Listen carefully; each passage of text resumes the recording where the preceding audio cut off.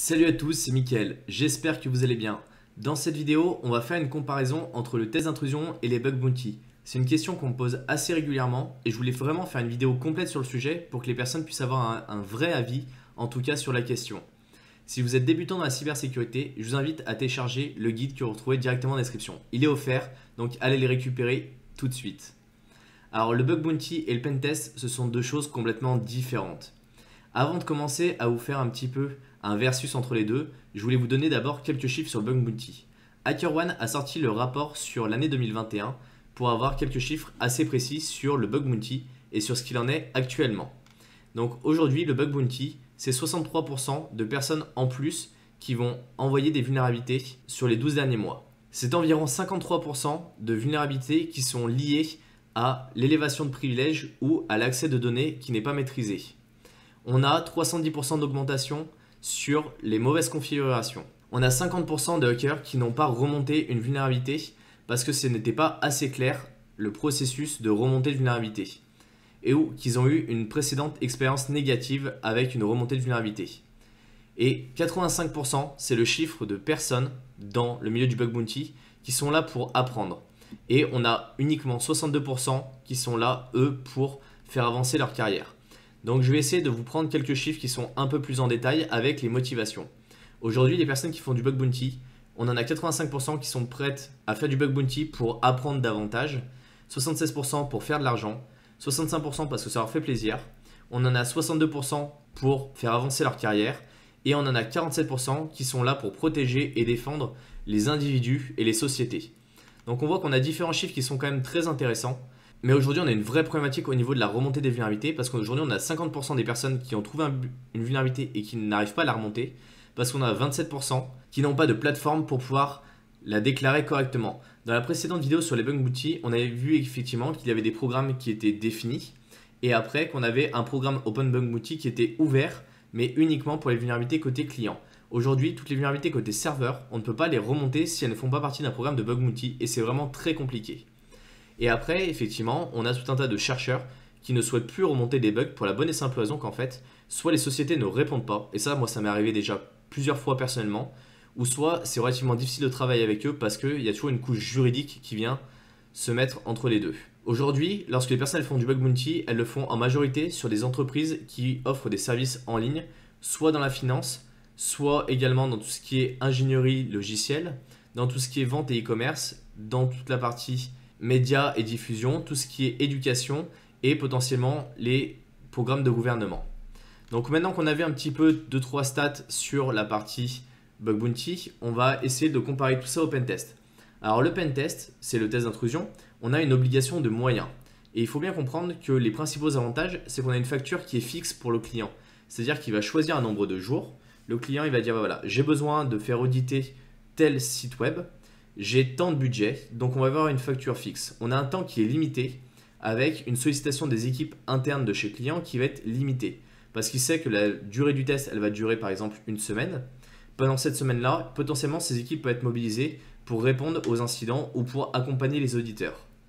Le gros avantage, c'est que les auditeurs ils vont pouvoir échanger avec le client sur les résultats qui sont trouvés et surtout, ils vont pouvoir accompagner la remédiation. Parce que c'est bien de pouvoir trouver des vulnérabilités, mais si on n'a pas les équipes qui sont capables de remédier correctement aux vulnérabilités, ça ne sert strictement à rien. Et le gros avantage également, c'est que le client va pouvoir valider le niveau des auditeurs qui vont faire la prestation. Il va pouvoir choisir entre différentes sociétés en disant, bah voilà, ces auditeurs-là, ils ont tel CV, ils ont fait telle chose. Moi, je suis d'accord pour que ce soit eux qui travaillent sur le sujet plutôt que d'autres. Et ça peut également rentrer dans un cadre de normes comme l'ISO 27001, où vous avez une obligation de faire un test d'intrusion une fois par an. Et donc, ça fait partie justement de votre accréditation et de la partie norme. Par contre, ça va avoir des inconvénients. C'est que comme on le disait, on a un temps qui est limité avec des ressources qui sont limitées. Si vous payez une personne à temps plein sur 5 jours, vous aurez une personne à temps plein sur 5 jours qui va travailler sur le sujet. Et en général, le test d'intrusion, c'est un périmètre qui est restreint. Vous n'allez pas pouvoir faire auditer 800 serveurs parce que ça va vous coûter beaucoup trop cher. Donc vous allez prendre un périmètre défini sur lequel vous allez mettre des auditeurs compétents pour aller faire un audit. Contrairement au bug bounty, où là vous avez une obligation de résultat, pas une obligation de moyens. C'est-à-dire qu'on ne vous paye que si vous avez trouvé une vulnérabilité. Le gros avantage du bug bounty, c'est que vous allez avoir une couverture qui est très large en fait du périmètre. Vous allez pouvoir mettre 800 serveurs avec un temps qui est limité. en disant bah voilà, on ouvre le programme de Bug Bounty ici en février 2022 et on le ferme jamais. Donc à chaque fois que les personnes trouvent des nouvelles vulnérabilités, elles vont pouvoir être payées. Par contre, ça a un inconvénient, c'est que ça peut vous générer une facture qui est exponentielle. Vous exposez 800 serveurs, vous avez des personnes qui vous trouvent 200 vulnérabilités par serveur, ça va vous coûter des centaines et des centaines de milliers d'euros. Et comme le temps est illimité pour la partie recherche, bah, vos équipes internes risquent d'être sollicitées très souvent. Soit pour des duplicata, soit pour des bugs, soit pour des corrections, soit pour tout un tas de choses. Et donc, vous avez des ressources qui ne sont pas limitées en fait. Et ça, c'est une vraie problématique.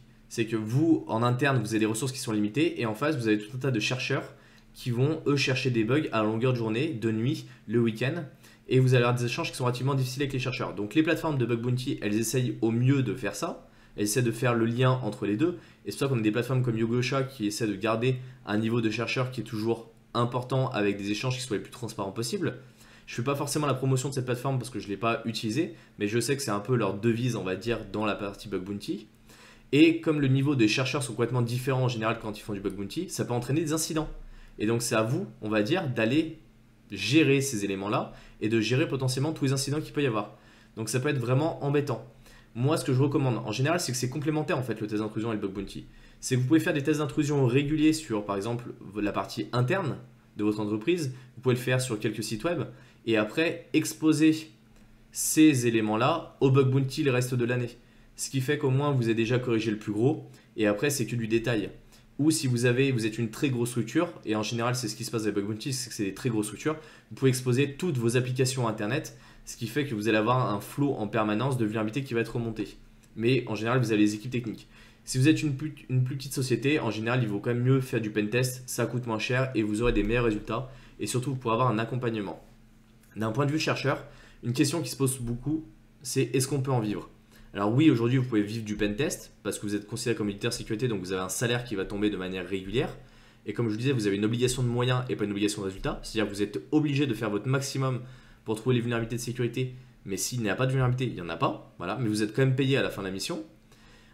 Par contre, sur le Bug Bounty, vous avez une obligation de résultat. Et si on prend par exemple des personnes qui ont trouvé des bugs avec des paiements qui sont relativement importants, on prend par exemple Brice Augras et Christophe Auquier, qui ont passé 6 mois à deux sur un bug Kubernetes où ils ont été payés 100 000 $. Et ils expliquent bien qu'en fait, c'est des revenus qui sont très irréguliers, que 100 000 $ partagés à deux sur 6 mois, ça ne fait pas un gros revenu non plus pour des chercheurs de ce niveau-là. Et après, il faut bien penser qu'on a les charges et les impôts à payer. Donc, ce qui fait que ce n'est pas 100 000 $ qui vont tomber directement dans leur poche. Et donc, il y a tous ces aspects-là. Et donc, la plupart des personnes aujourd'hui, ce qu'ils font, c'est qu'ils ont un travail salarié en tant qu'auditeur sécurité dans une société et qui vont faire du Bug Bounty en plus en complément ou sur leur temps libre parce que c'est quelque chose qui leur fait plaisir. Dites-moi ce que vous en pensez, dites-moi si vous êtes d'accord avec ma vision des choses sur la partie test d'intrusion et Bug Bounty. Si vous avez aimé la vidéo, mettez un pouce bleu, abonnez-vous à la chaîne YouTube et on se retrouve à la prochaine. Salut!